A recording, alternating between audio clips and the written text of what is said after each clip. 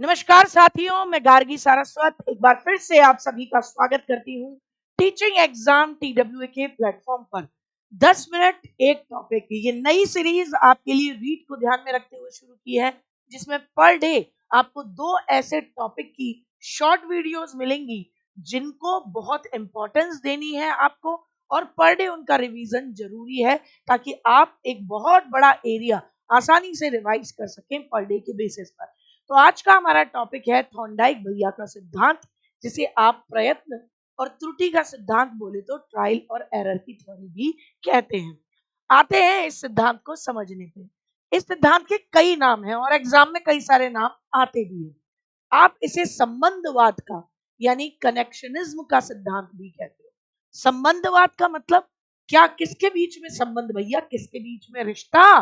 तो संबंधवाद यानी कनेक्शनिज्म कहता है कि स्टिमुलस यानी उद्दीपक यानी उत्तेजक, जो कि वातावरण में कोई भी ऐसी चीज जो आपको स्टिमुलेट कर रही है, जो आपको उत्तेजित कर रही है, आपको कोई काम करने के लिए प्रेरित कर रही है, जब जब ऐसी चीज होगी तब तब आप कोई ना कोई अनुक्रिया रेस्पॉन्स करोगे।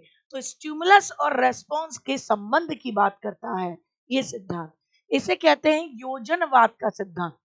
आप बार बार प्रयास कर करके गलती हुई फिर प्रयास, गलती हुई फिर प्रयास, बार बार असफल हुए, लेकिन तब तक प्रयास करते रहे जब तक आप सफल नहीं होते। तो इसे आप कहते हो योजनवाद का सिद्धांत। इसे आप कहते हो फ्रीक्वेंसी थ्योरी, आवृत्ति का सिद्धांत। आपने कितनी बार प्रयत्न किया, बार बार प्रयत्न किया, तो आवृत्ति का सिद्धांत की लगातार कोशिश करनी होगी, इसीलिए इसे आवृत्ति या फ्रीक्वेंसी की थ्योरी भी कहते हैं। बॉन्ड थ्योरी भी कहते हैं। स्टिमुलस होगा तो रेस्पॉन्स होगा ही होगा। कोई चीज जो उत्तेजित करेगी तो डेफिनेटली अनुक्रिया होगी ही होगी। इसे आप दुख और खुशी का सिद्धांत भी कहते हो। आपने काम किया, असफल हुए, दुख हुआ, फिर प्रयत्न किया, असफल हुए, दुख हुआ, लेकिन फिर प्रयत्न किया, सफल हुए तो सुख हुआ, खुशी हुई। तो इसे आप दुख और सुख का सिद्धांत भी कहते हैं। बॉन्ड थ्योरी, फ्रीक्वेंसी थ्योरी, योजनवाद और साथ ही साथ संबंधवाद का सिद्धांत भी इसे कहते हैं। अच्छा जी, इसे आप परिश्रम करो लेकिन पेशेंस बनाए रखो अगर असफल हो रहे हो तो, क्योंकि आगे चल के आप जब बार बार प्रयत्न करोगे तो एक समय ऐसा आएगा कि सफल हो जाओगे। तो इसे परिश्रम और धैर्य का सिद्धांत करके भी पूछा जाता रहा है। SR थ्योरी, स्टिमुलस है तो क्या होगा, रेस्पॉन्स तो होगा ही होगा। फिल्म के अंदर अगर नायक है तो नायिका तो होगी ही होगी। SR theory. उद्दीपक अनुक्रिया का सिद्धांत यानी स्टिमुलस है तो रेस्पॉन्स होगा, उद्दीपक अनुक्रिया का भी कह सकते हैं। थॉर्नडाइक कहाँ के रहने वाले थे? अमेरिका के रहने वाले थे। ये शिक्षा मनोविज्ञान से भी जुड़े हुए थे, एजुकेशन साइकोलॉजी से, और एनिमल साइकोलॉजी के बारे में भी इन्होंने काम किया। तो थॉर्नडाइक को आप पशु और एजुकेशनल साइकोलॉजी के पापा जी मानते हैं। 1898 में, ईयर्स इंपॉर्टेंट है रीड के हिसाब से, 1898 में इन्होंने अपना एक रिसर्च किया, एनिमल इंटेलिजेंस नाम से पब्लिश किया, और उसके अंदर इन्होंने ये सिद्धांत दिया कि जब जब स्टिमुलस होता है तब तब कोई ना कोई रेस्पॉन्स होता ही होता है। तो कब दिया? तो आप कहेंगे 1898 में रिसर्च पेपर निकाला एनिमल इंटेलिजेंस की, जानवरों में कितनी इंटेलिजेंस होती है, और तब इन्होंने ये ट्रायल और एरर का सिद्धांत दिया। इनकी कुछ और भी किताबें हैं, बुक्स याद रखें। द साइकोलॉजी ऑफ लर्निंग 1914 में आई, फंडामेंटल्स ऑफ लर्निंग 1933 में, याद रखें। द साइकोलॉजी ऑफ लर्निंग पूछी गई है, फंडामेंटल्स ऑफ लर्निंग पूछी गई है, the management of intelligence year बेशक बिल्कुल मत याद करिए, लेकिन किताबों के नाम याद रखिएगा। Human nature and social order, ये सभी किताबें इनकी है। इस प्रयोग के अंदर थॉर्नडाइक ने भूखी बिल्ली पर प्रयोग किया। भूखी बिल्ली को क्या करा? पिंजरे के अंदर बंद किया।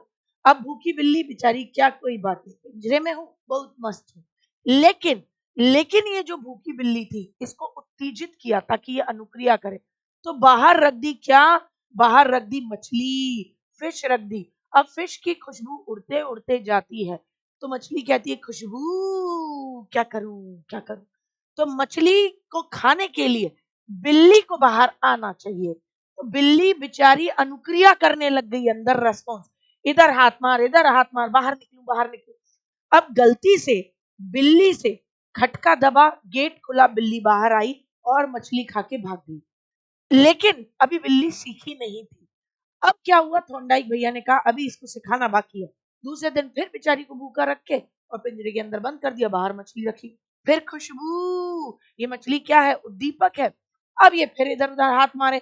7-8 दिन तक लगातार ये चीज चली। उसके बाद बिल्ली ये समझ गई कि मैं इस पर्टिकुलर जगह पर हाथ मारती हूँ तब गेट खुलता है। तो बिल्ली ने पूरी जगह हाथ मारने की जगह इस पर्टिकुलर जगह पर हाथ मारना शुरू कर दिया। तो 8वां दिन ये था कि उसने उस पर्टिकुलर एरिया में हाथ मारा, दरवाजा खुला। बिल्ली ने कम प्रयत्न किया लेकिन बिल्ली को सफलता जल्दी मिली। 9वें दिन में बिल्ली जो थी वो अभी भी थोड़ा सा संशय में थी किधर हाथ मारना है। उसने उसी और छोटे एरिया में हाथ मारा और 1-2 बार प्रयत्न करने के बाद काम हो गया। 10वें दिन में बिल्ली समझ चुकी थी, ये प्रयोग 10 दिन तक चला। 10वें दिन तक आते आते बिल्ली समझ चुकी थी कि मैं पर्टिकुलरली किधर पंजा मारती हूँ कि गेट खुलता है। जैसे ही थॉर्नडाइक भैया ने बिल्ली को वापस भूखा छोड़ा, बिल्ली इठलाती हुई आई, बोले देख थॉर्नडाइक, आज देख। और फट से पंजा मार के एकदम सटीक गेट खोल के कैट वॉक करती हुई गई और मछली को खा गई। तो कुल मिलाकर 10 दिन के प्रयोग में बिल्ली सीख चुकी थी। इसीलिए इसे परिश्रम और धैर्य का सिद्धांत और जब जब स्टिमुलस है तो रेस्पॉन्स होगा, इसका सिद्धांत कहा है। ठीक सा, आ जाइए। इसका क्या फायदा है, क्योंकि ये सिद्धांत इतना तो आपके समझ में आ गया। ये कहता है कोशिश करते रहो, हार मानने की जरूरत नहीं है। इस सिद्धांत को आज लेने का कारण भी यही था कि आपको बता सकूं, लगातार मेहनत करते रहो, अभ्यास करते रहो, सफलता झक मार के आएगी मुन्ना, झक मार के। तो शिक्षा में क्या बेनिफिट्स है, इसके क्या उपयोगिता है? तो देखिए, ये मंद बुद्धि बच्चों के लिए ये सिद्धांत उपयोगी है। लगातार आपने प्रयत्न कराइए क्योंकि वो धीमी गति से सीखते हैं। ये सिद्धांत सिस्टमैटिक तरीके से सीखने पर बल देता है, सरल से कठिन की तरफ। जैसे बिल्ली पहली बार में सब जगह पंजा मारती रही, दूसरी बार में, तीसरे दिन भी, चौथे दिन भी, 5वें दिन भी, छठे दिन में एक दीवार पर ही पंजा मारती थी, 7वें दिन में दीवार के भी आधे हिस्से पर। तो सरल से कठिन की तरफ चलता है कि सीखना सीक्वेंस में होता है। ये सिद्धांत अनुभव से लाभ उठाने की योग्यता की बात करता है। बिल्ली ने भी तो अपने एक्सपीरियंसेस से फायदा उठाया। ये सिद्धांत करके सीखो, इस पर बल देता है। बिल्ली को किसी ने नहीं बताया कि बिल्ली यहाँ ये दबाना नहीं, बिल्ली अपने आप बेचारी इधर मार उधर मार। फिर 10वें दिन जाके बोली ओ माय गॉड, अब मैं सीख गई। लेकिन अब 11वें दिन से थॉर्नडाइक भैया मछली देंगे नहीं, बेचारी सीख गई, सीख गई।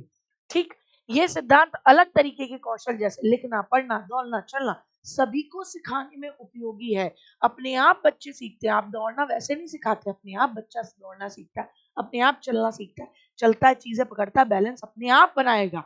तो करके सीखेगा बच्चा, ये इसके सिद्धांत की उपयोगिता है। और बच्चा खुद से सीख रहा है, सेल्फ लर्निंग पर बल देता है। तो ये थॉर्नडाइक के सिद्धांत की क्या है, उपयोगिता।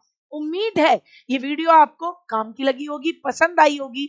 ऐसी ही अन्य वीडियो भी आप तक पहुंचेंगी। अगर आपको ये वीडियो पसंद आई है तो लाइक करें, शेयर करें और टीचिंग एग्जाम TWA चैनल को सब्सक्राइब करें। और कमेंट सेक्शन में लिखना ना भूलें कि मैं आपके लिए किन किन टॉपिक्स पर शॉर्ट वीडियोस बनाऊं ताकि आप आसानी से रिवीजन कर सकें। जय हिंद, जय भारत, मिशन रीड 2025।